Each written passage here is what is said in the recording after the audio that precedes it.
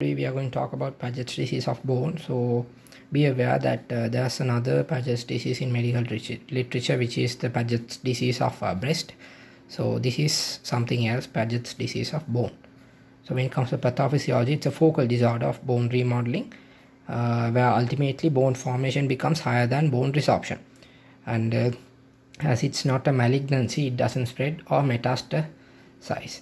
So when it comes to the epidemiology, it starts after 40 years and it's a disease of elderly. So in a patient younger than 40 years, you hardly suspect him having any Paget's disease. So the clinical features, most of these patients are asymptomatic.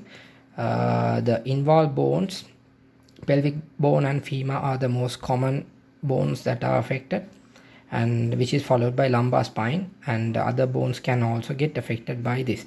So these patients can complain of bone pain and skull enlargement, joint pain, deformities in tibia and skull, and because of this bone deposition, they can present with certain neurological abnormalities such as cranial nerve palsies or obstructive hydrocephalus or increased size of the skull. And because of the increased formation of bone tissue, these patients can have high output cardiac failure because the cardiac output should be increased to match the demands.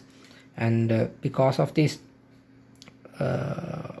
problems in the formation of the bone, these patients can also get pathological fractures, and also they can get hypercalcemia, and later they can also develop malignancies like osteosarcoma. Investigation findings, they get high ALP despite normal calcium and phosphate levels, and when you do an x-ray you may find lytic sclerotic or mixed lesions, and in these patients vitamin D level should be measured and it should be corrected, as bisphosphonate usage can result in deficiency because the treatment of choice is bisphosphonate. When you use bisphosphonate, they can get vitamin D deficiency. So because of that, it's vital to correct that prior to the treatment. And isotope bone scan, it cannot differentiate with sclerotic metastasis, and it is only used to see the extent of the disease. So the treatment of choice is zoledronate, which is a bisphosphonate. And when you start treatment, these patients can have side effects of bisphosphonate, such as initial flu-like symptoms, and researchers have shown that oral bisphosphonates are less effective when compared to IV bisphosphonates.